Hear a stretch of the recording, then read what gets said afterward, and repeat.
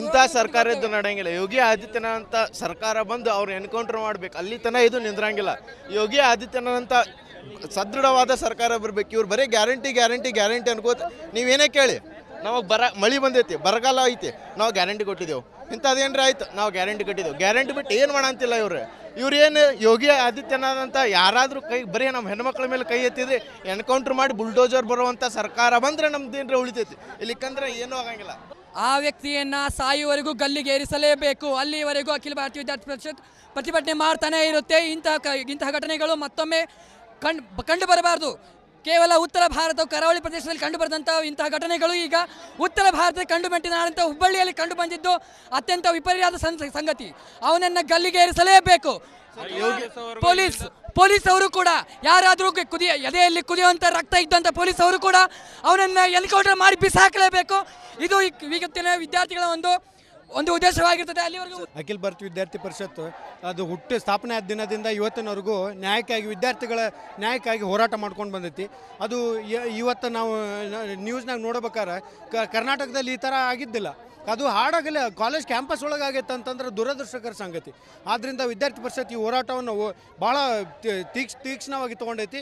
ನ್ಯಾಯ ಸಿಗೋವರೆಗೂ ನಾವು ಹೋರಾಟವನ್ನು ಕೈ ಬಿಡಲ್ಲ. ಟಾರ್ಚರ್ ಮಾಡಿ ಸಾಯಿಸಬೇಕು, ಈಸಿ ಡೆತ್ ಸಿಗಬಾರ್ದು, ಫುಲ್ ಟಾರ್ಚರ್ ಮಾಡಿ ಸಾಯಿಸಬೇಕು. ನೆಕ್ಸ್ಟ್ ಯಾವ ಹುಡುಗಿ ಮೇಲೆ ಕೈ ಎತ್ತಾಕು ನೋಡಬಾರ್ದು. ಕಾಲೇಜ್ ಮಂದ ತೊಂಬನ ಬೇಲೆ ಕಾಲೇಜ್ ಮಂದ ತೊಂಬರ್ರಿ ಅವನ್ನ ಅವ್ರು ಇಲ್ಲಿ ತಂದಿದ್ದು ನಾವು ವಿದ್ಯಾರ್ಥಿಗಳ ಶಿಕ್ಷೆಯನ್ನು ಕೊಡ್ತೇವೆ.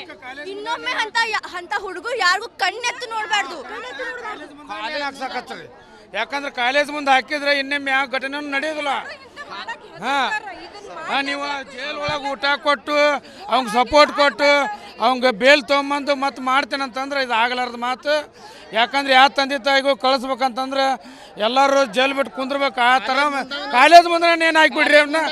ಇಂಥ ಸರ್ಕಾರ ಇದ್ದು ನಡೆಯಂಗಿಲ್ಲ. ಯೋಗಿ ಆದಿತ್ಯನಾಥ್ ಅಂತ ಸರ್ಕಾರ ಬಂದು ಅವ್ರು ಎನ್ಕೌಂಟರ್ ಮಾಡ್ಬೇಕು, ಅಲ್ಲಿ ತನಕ ಇದು ನಿಂದ್ರಂಗಿಲ್ಲ. ಯೋಗಿ ಆದಿತ್ಯನಾಥ್ ಅಂತ ಸದೃಢವಾದ ಸರ್ಕಾರ ಬರಬೇಕು. ಇವ್ರು ಬರೀ ಗ್ಯಾರಂಟಿ ಗ್ಯಾರಂಟಿ ಗ್ಯಾರಂಟಿ ಅನ್ಕೋತ ನೀವೇನೇ ಕೇಳಿ, ನಮಗೆ ಮಳೆ ಬಂದೈತಿ, ಬರಗಾಲ ಐತಿ, ನಾವು ಗ್ಯಾರಂಟಿ ಕೊಟ್ಟಿದ್ದೆವು, ಇಂಥದ್ದೇನ್ರಿ ಆಯ್ತು ನಾವು ಗ್ಯಾರಂಟಿ ಕೊಟ್ಟಿದ್ದೆವು. ಗ್ಯಾರಂಟಿ ಬಿಟ್ಟು ಏನು ಮಾಡಂತಿಲ್ಲ ಇವ್ರು ಏನು ಯೋಗಿ ಆದಿತ್ಯನಾಥ್ ಅಂತ ಯಾರಾದರೂ ಬರೀ ನಮ್ಮ ಹೆಣ್ಮಕ್ಳ ಮೇಲೆ ಕೈ ಎತ್ತಿದ್ರೆ ಎನ್ಕೌಂಟರ್ ಮಾಡಿ ಬುಲ್ಡೋಜರ್ ಬರುವಂಥ ಸರ್ಕಾರ ಬಂದರೆ ನಮ್ದೇನ್ರಿ ಉಳಿತೈತಿ, ಇಲ್ಲಿಕಂದ್ರೆ ಏನೂ ಆಗಂಗಿಲ್ಲ.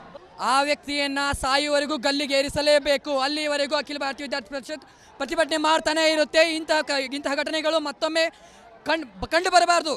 ಕೇವಲ ಉತ್ತರ ಭಾರತ ಕರಾವಳಿ ಪ್ರದೇಶದಲ್ಲಿ ಕಂಡು ಬರೆದಂಥ ಇಂತಹ ಘಟನೆಗಳು ಈಗ ಉತ್ತರ ಭಾರತದಲ್ಲಿ ಕಂಡು ಬಂದಿದ್ದಾನಂತ ಹುಬ್ಬಳ್ಳಿಯಲ್ಲಿ ಕಂಡು ಬಂದಿದ್ದು ಅತ್ಯಂತ ವಿಪರ್ಯಾದ ಸಂಗತಿ. ಅವನನ್ನು ಗಲ್ಲಿಗೇರಿಸಲೇಬೇಕು. ಪೊಲೀಸ್ ಅವರು ಕೂಡ ಯಾರಾದರೂ ಎದೆಯಲ್ಲಿ ಕುದಿಯುವಂಥ ರಕ್ತ ಇದ್ದಂಥ ಪೊಲೀಸ್ ಅವರು ಕೂಡ ಅವನನ್ನು ಎನ್ಕೌಂಟರ್ ಮಾಡಿ ಬಿಸಾಕಲೇಬೇಕು. ಇದು ಇವತ್ತಿನ ವಿದ್ಯಾರ್ಥಿಗಳ ಒಂದು ಉದ್ದೇಶವಾಗಿರ್ತದೆ. ಅಲ್ಲಿವರೆಗೂ ಅಖಿಲ ಭಾರತೀಯ ವಿದ್ಯಾರ್ಥಿ ಪರಿಷತ್ತು ಅದು ಹುಟ್ಟು ಸ್ಥಾಪನೆ ಆದ ದಿನದಿಂದ ಇವತ್ತಿನವರೆಗೂ ನ್ಯಾಯಕ್ಕಾಗಿ ವಿದ್ಯಾರ್ಥಿಗಳ ನ್ಯಾಯಕ್ಕಾಗಿ ಹೋರಾಟ ಮಾಡ್ಕೊಂಡು ಬಂದೈತಿ. ಅದು ಇವತ್ತು ನಾವು ನ್ಯೂಸ್ನಾಗ ನೋಡ್ಬೇಕಾದ್ರೆ ಕರ್ನಾಟಕದಲ್ಲಿ ಈ ಥರ ಆಗಿದ್ದಿಲ್ಲ. ಅದು ಹಾಡಾಗಲೇ ಕಾಲೇಜ್ ಕ್ಯಾಂಪಸ್ ಒಳಗಾಗೈತೆ ಅಂತಂದ್ರೆ ದುರದೃಷ್ಟಕರ ಸಂಗತಿ.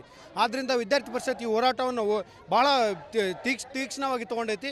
ನ್ಯಾಯ ಸಿಗೋವರೆಗೂ ನಾವು ಹೋರಾಟವನ್ನು ಕೈ ಬಿಡಲ್ಲ. ಟಾರ್ಚರ್ ಮಾಡಿ ಸಾಯಿಸಬೇಕು, ಈಸಿ ಡೆತ್ ಸಿಗಬಾರ್ದು, ಫುಲ್ ಟಾರ್ಚರ್ ಮಾಡಿ ಸಾಯಿಸಬೇಕು. ನೆಕ್ಸ್ಟ್ ಯಾವ ಹುಡುಗಿ ಮೇಲೆ ಕೈ ಎತ್ತಾಕು ನೋಡಬಾರ್ದು. ಕಾಲೇಜ್ ಮಂದ ತೊಂಬನ ಬೇಲೆ ಕಾಲೇಜ್ ಮಂದ ತೊಂಬರ್ರಿ ಅವನ್ನ ಅವ್ರು ಇಲ್ಲಿ ತಂದಿದ್ದು ನಾವು ವಿದ್ಯಾರ್ಥಿಗಳ ಶಿಕ್ಷೆಯನ್ನು ಕೊಡ್ತೇವೆ.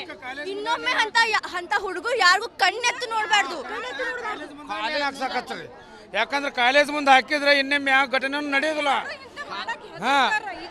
ನೀವು ಜೈಲ್ ಒಳಗೆ ಊಟ ಕೊಟ್ಟು ಅವ್ಗೆ ಸಪೋರ್ಟ್ ಕೊಟ್ಟು ಅವ್ಗೆ ಬೇಲ್ ತೊಗೊಂಬಂದು ಮತ್ತೆ ಮಾಡ್ತೇನಂತಂದ್ರೆ ಇದು ಆಗಲಾರ್ದ ಮಾತು. ಯಾಕಂದ್ರೆ ಯಾವ ತಂದೆ ತಾಯಿಗೂ ಕಳಿಸ್ಬೇಕಂತಂದ್ರೆ ಎಲ್ಲರೂ ಜೈಲ್ ಬಿಟ್ಟು ಕುಂದ್ರಬೇಕು. ಆ ಥರ ಕಾಲೇಜ್ ಮುಂದೆ ಏನು ಹಾಕ್ಬಿಡ್ರಿ ಅವನ್ನ.